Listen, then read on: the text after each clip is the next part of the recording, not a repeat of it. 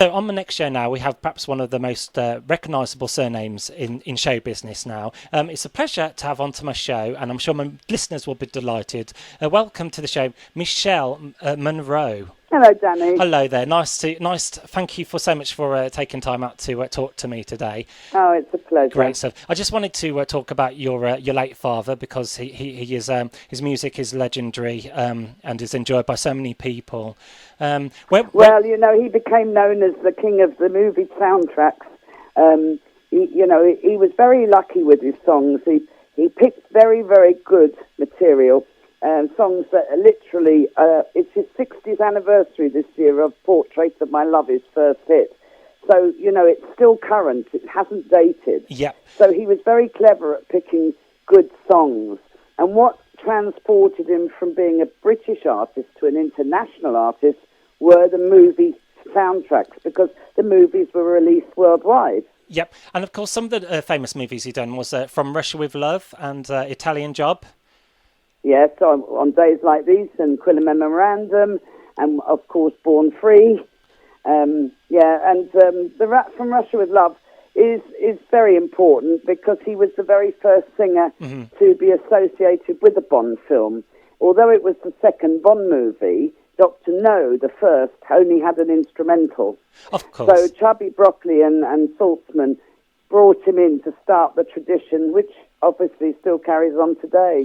And I just wanted to ask her from the beginning, what year was your father born, and growing up, what careers kind of guided him towards show business?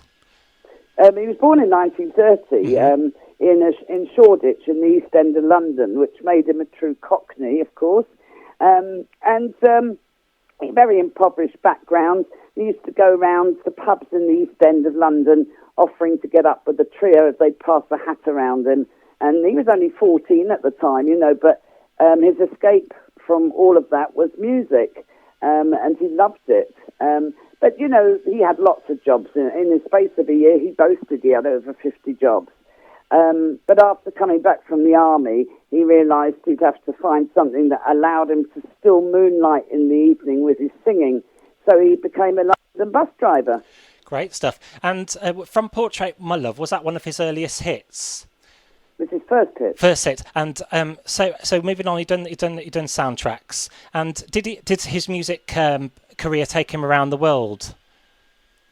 Yeah, as I said, the films gave him international status because they were released in every country in the world, whereas a Face Portrait of My Love might have only been released, say, in America or England. Okay. The films went everywhere, and he was getting offers to work in Japan and the Philippines and Latin America. It was incredible. Wonderful. Have you yourself lived growing up with your father in the US of A?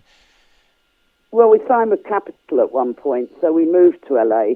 And in fact, Dad was asked to fill the gap that had been left by the death of Nat King Cole. So Capitol signed a British singer to the label. Interestingly, during his tenure there, he was asked to record an album called Hollywood and Broadway. Now, my dad is known for big orchestrations and big bands, and he didn't want to do that. He wanted a more intimate feel to pare it all back. So he went into the studio with just 5 musicians. He laid down the project, and he went away absolutely delighted with himself. Well, unbeknown to him, the producer, Dave Kavanagh, decided he wanted all the big brand sounds on, and he overdubbed it with all this extra brass and everything. And Dad was disgusted. He said he'd butchered the tracks, and he refused to have anything to do with the project. So, in fact, on March the 13th this year, 60 years later, I brought it out as the way Dad had intended, called Stranger in Paradise, the Lost New York Sessions. It includes all those tracks from the original album, and I'm very, very proud to say on last Friday it was 17 weeks in the top 30. Congratulations to both. The first week it went straight to number 8, and, that's no mean feat when someone's been gone 35 years.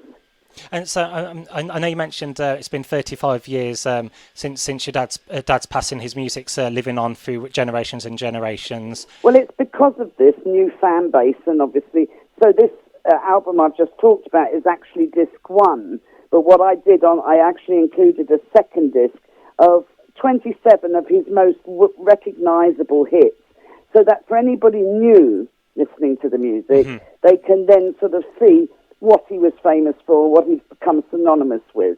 And so you mentioned, things like Born Free. They've got, obviously, Portrait of My Love, Going to Build a Mountain, the music played on Days Like These from The Italian Job, etc., etc.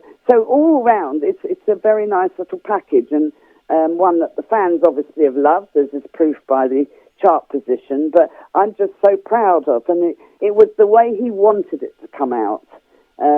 So for me, that was a wonderful... It's his 90th anniversary this year, so for me it was the best present I could have given him. Wonderful. And finally, you've written a book as well.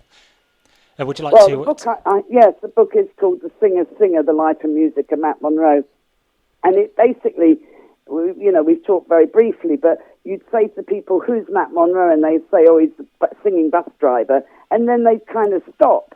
And I realised nobody knew anything more than that. And I thought that was terrible, really, that nobody knew about the man behind the voice. Mm-hmm. So, yes, I wrote a rather large book on his life and music. And, yes, it's won 2 awards, one in America as well as England. And so, yeah, for me, it's wonderful that, not only his original fans, but this whole new fan base are interested in the man. Thank you very much, Michele, for taking the time out to talk about the man with the golden voice, as they say, Matt Monro. Thank you so much, Danny. You're welcome.